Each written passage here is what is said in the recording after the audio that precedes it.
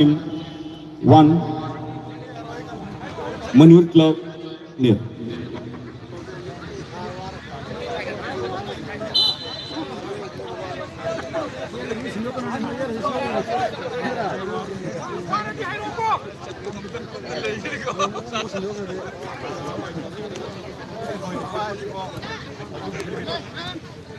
Đâu nè bọn ý. Giờ tôi đi.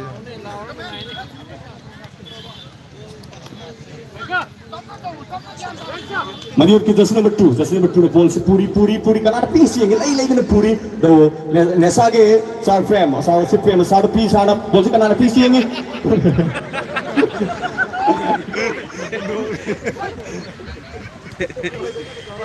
Ajik Manur ki jersey number 24 now Ajik jersey number 47 ga Ajik Manur ki jersey number 6 Salin ball kanar piece yang Ajik yang hai na cut tau kana Ajik Prakash jersey number 24 the ball wait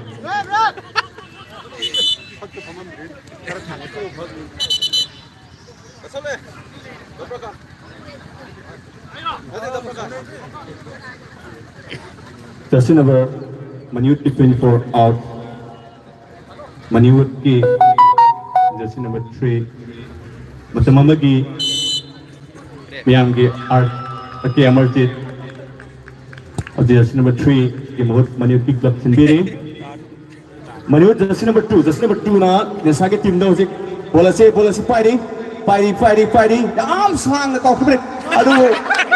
nesa ki ka megana yam bhajarama heading over tawk project jersey number 42 Manur ki jersey number 42 kanara ball piece ni jersey number 10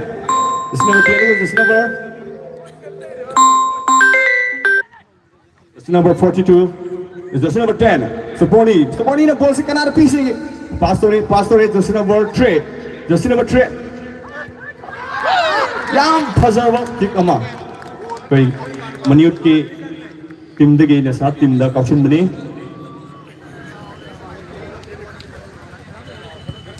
yam nungai yengbada duki matik yam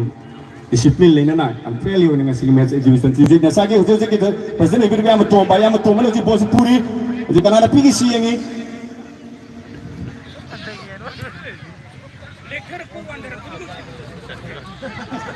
Bajes jersey number 15 ji sana bol pabili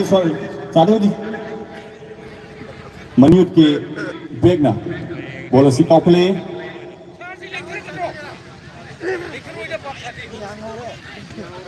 jersey number 10 and Pomner ibang Mr. Boni ball sa pukali kanar PC yang Pastore jersey number 3 jersey number the work by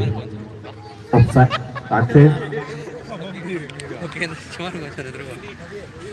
ngomong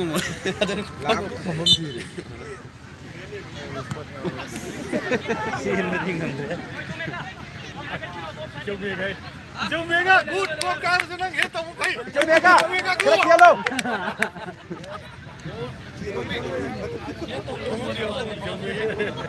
Kung jadi outlet.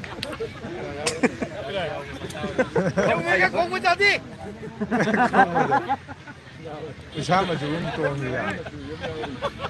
Oh, kenapa lagi pak? Baik kiri. nggak jauh tujuh mana ini Kiri, jangan juga dua gitu.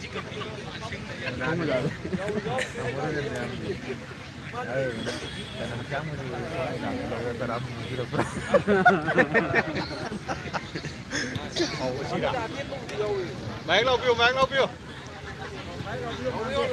Buồn màn đề vọng, cô không có những người của lực tặng.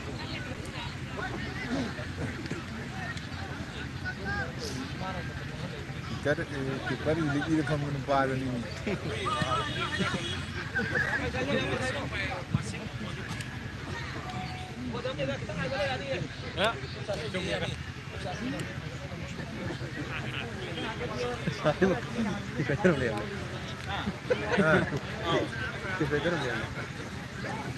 Cara musimnya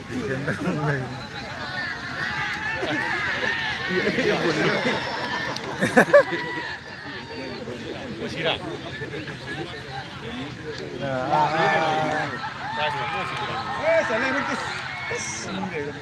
Halo.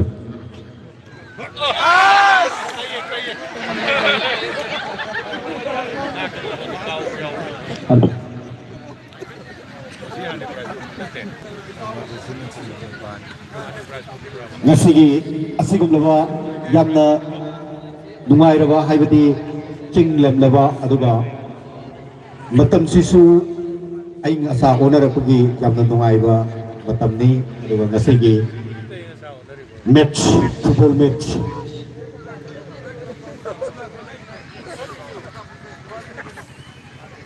Nesa Club Nopok Sengmai amadi Maniu Club Manipur anigi ngasigi friendly football match asi ya asigum laba yamna nungai rawa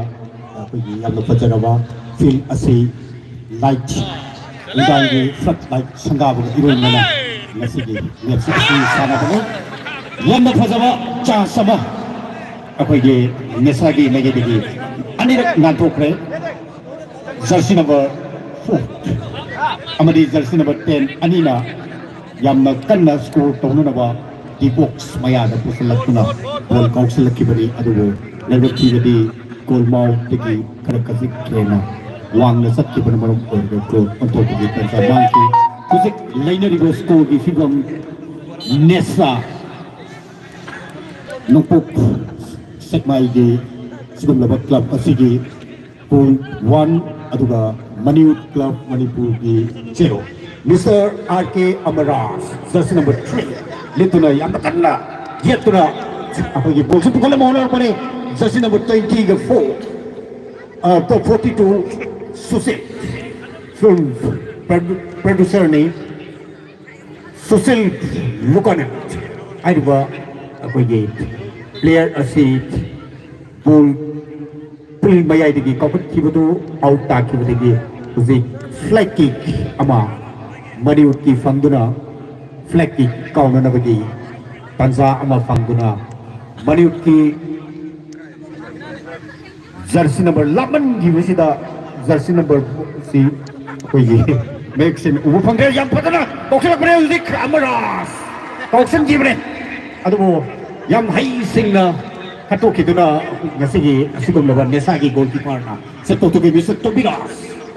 jersey number 11 film producer Manipur gi tanglaba film sing puthokpada achobut thawai loriba dimangaba Tobiras nei huzik out aduna out throw langi Susil da ball langsi Susil da center line dani ball se atuki mate kan momong da kai to guna huzik unno bonare adu huzik nesagi nagi dige ya pyara ball se pusala ki to huzik goal sanna na bagi dama di box mayada pusala ki goal ni adu labak ti bade goal se goal ma undigi khar khazai khaido kan sakki ban mar orga goal oto bagi tanzatu manki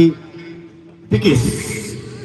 jersey number 1 goalkeeper Maniu Club Manipur Information Service Television Network ISTV gi adugum lawa apagi live program karak khana phaduna miyam gi seva toriba adugum lawa yamna naha oiriba cinematographer aduga cameraman aduga ISTV gi atangba oina leibani Mr. Tobiras jersey number 11 ball yam song na kakulatuna Nirmal Kansa Manipur ki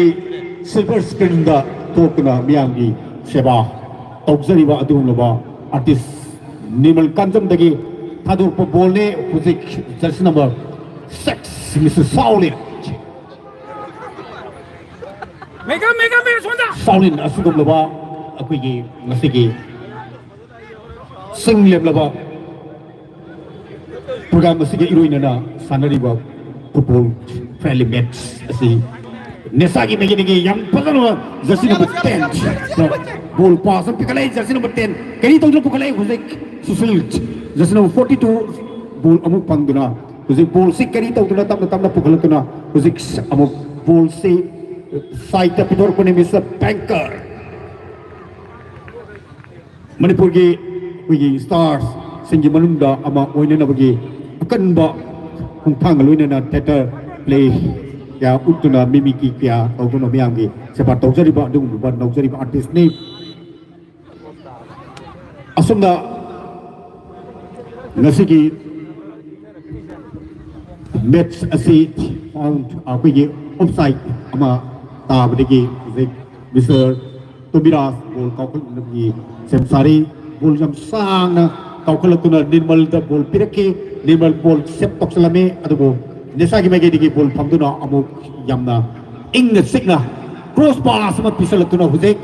บอลซีอะดูไปยีมิพิลลมตะกี้เขาคนละบอลนี่สัตว์ลายเดบอลยังพอจะบอกเป็กกิกกำมังลุยนะบอลพิคัลเอฮุซิกมิสเตอร์ซีบอนีซาร์มาไม่ยามกิเซบาตอกจริบะดูลบะfilm stars sini menunggu ama oi dibawa si boni lagi jersey number 33 Mr. Aisomani mata mamagi yamna mid ki kazal lagi hauraga tongan ba film kaya chatter playwright amadi pegi editor oi no work to biriba dumuba pegi mani ki player ni Mr. Aisomani jersey number 33 music ball jersey number lapis da ya make sense na udre desa ki magi digi yang pada ba pas sama di box maya tamna pusalai jersey number 2 sekala tuna ball koksel kana bohna bane adu bo laibak thi bani ball se amuk goalkeeper na set to thongna bohna bada pan bani ki amuk out ta kiba out ta tuna huzik Maniut Club Manipur ki Mr. Saurin jersey number 6 susilda ball pisalai susil ball kiri to na ukalai susil back pass mutal da pitare Mr. Aisomani da pitare kone huzik pass up loituna huzik ngat kotha bagi tanda luxury lainari bos ko difum Nesa 1 Maniut Club Manipur nil nesari punamopu tang bagi kotha bagi tanda tu luxury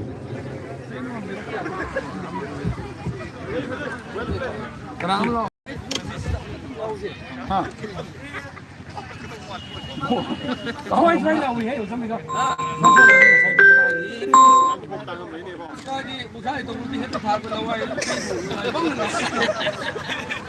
Kenapa nhau mau sao ni?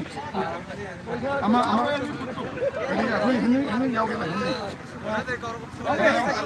Lên. Cái sang nang sang nhau nang sang cái đó. Cái lên.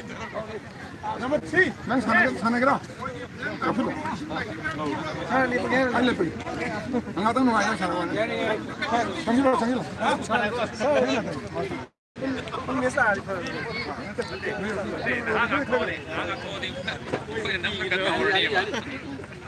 anh năm đồng lá lông thế rồi là năm nhiều người chỉ làm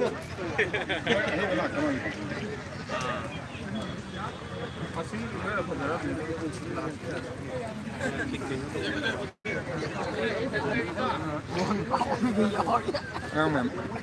nó thì hắn bằng sẵn con nhiều không đấy sẵn nhiều nhau con này nó trong cái môi này nhìn tính thế rồi sẽ là mà thế khăn lên này ya rồi đi sang con ya rồi